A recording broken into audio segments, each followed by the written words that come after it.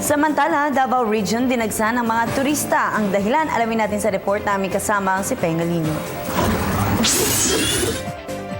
Ayon sa Department of Tourism o DOT-11, Visit Davao Farm Sale o VDFS Tour Consortium na nakatanggap na ng mahigit 1,700 mga bisita mula ito'y magsimulan na magtatagal naman hanggang ika-17 ng Mayo. Sinabi ni Edmond Mayermita, Vice President ng VDFS Tour Consortium, na ito ang naitala ng mga rehistradong bisita para sa farm sale na nagsimula noong Biyernes.